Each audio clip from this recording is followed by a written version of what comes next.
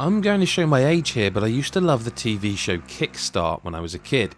It had trials riders racing against the clock on their dirt bikes, navigating seemingly impossible angles and obstacles with incredible bike control.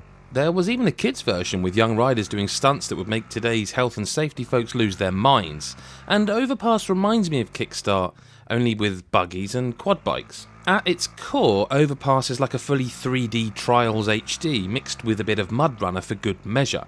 The aim is to reach the end of the course with the fastest time, preferably without rolling your buggy or throwing your poor rider from their quad bike. Each course is made up of extreme off-road terrain with steep inclines and deep muddy trenches that will test your throttle management. They're also filled with obstacles, from natural rock formations to man-made seesaws and other more treacherous tests of your vehicle's suspension and ability to main upright. My biggest issue with Overpass, and I'm sorry to begin on such a negative note, comes right at the beginning of the game, the tutorial. Overpass is quite a unique game requiring the learning of new skills or simply a retraining of the brain as you're tasked with navigating such harsh terrain. I thought back to my time with Mud Runner, in which its tutorial taught me how to use differential settings to get through deep mud and up steep inclines with minimal loss of traction, especially when coupled with careful use of the throttle. Overpass doesn't do this, instead offering a few throwaway lines of dialogue that barely give anything away. In fact, the tutorial even lets you skip the uphill climb section if you get stuck, and this is a huge problem as it will literally skip over a key part of the gameplay, effectively leaving the player unable to deal with a good 50% of the game. This can mean you're actually unable to progress in the career mode. I think that's what makes it so frustrating and, to be honest, disappointing, knowing that Overpass is a game that could be incredible. When you do find a rhythm in a course or you click with a particular vehicle, it can be a huge amount of fun to play. I love the obstacle courses, trying to find the most efficient way over a series of concrete pipes that lay across an uphill path, or trying to drive over a pile of used tyres without tipping them over as you bounce around. It brought out that inner Kickstart fan. However, the physics do sometimes seem to go against you.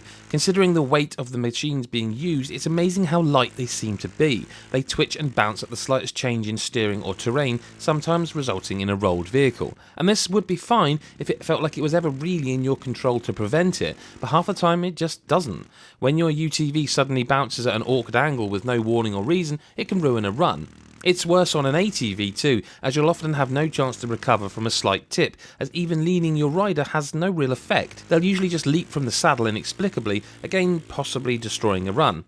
Normally I can accept that I've simply done something wrong and I need to try a different tactic, but in Overpass it happened again and again no matter the route I tried.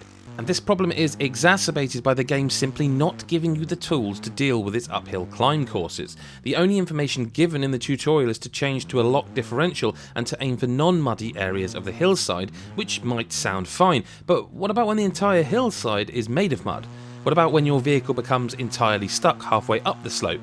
No amount of throttle and differential management changes this predicament. There were times when I would think, I need to reverse out of this and try again, only for that reversal to result in my UTV turning on the spot, sending me rolling sideways down the hill.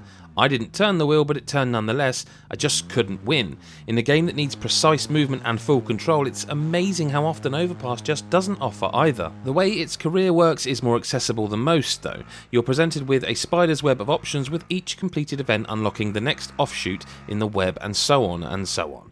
Finishing an event in the top 3 will unlock new items, vehicles and upgrades. These bonuses won't unlock if you finish 4th, but the next event will still be available, so if you manage to not become stuck helplessly in a course, and it is entirely possible for that to happen unfortunately, then you can still progress to the next set of events. It's such a shame that this accessibility is so at odds with the actual gameplay. But it's quite a looker though on a PS4 Pro. There's no HDR, but the lighting's quite impressive. The setting sun's rays pour through the trees and it's a glorious sight, as is seeing your tracks cut through the mud. They remain visible on successive laps too. That said, it has some very noticeable frame rate issues in places. I often saw frames skipping as I drove along, as well as stuttering and slowdown, especially when seesaws tip over, exploding particles of dirt into the air. Overpass had the potential to be a great game. It could have been the next Trials, but every good part of the game comes with a caveat, and honestly half the time I just didn't enjoy myself. Its tutorials don't explain some of the most basic things that are integral to progressing in career mode, sometimes leaving you floundering on a muddy slope with no way to move on. It's difficult to overlook such a large flaw, especially when the repercussions ripple throughout the rest of the game. It makes Overpass difficult to recommend to anyone other than the most hardcore fans of the Trials offering. off-road sport. If you were just a fan of Kickstart like me, you're not going to find any nostalgic joy here.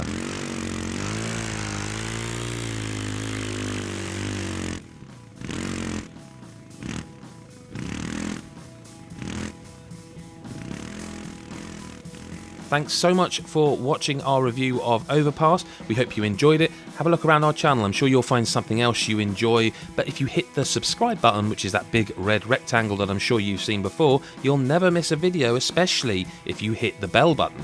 And of course, then you'll see all our reviews, previews, and everything else we're up to on the channel. If you could follow @GodIsAGeek on Twitter too, you won't miss any competitions and other stuff we do. Other than that, thanks for your time. We'll see you in the next video. Bye for now.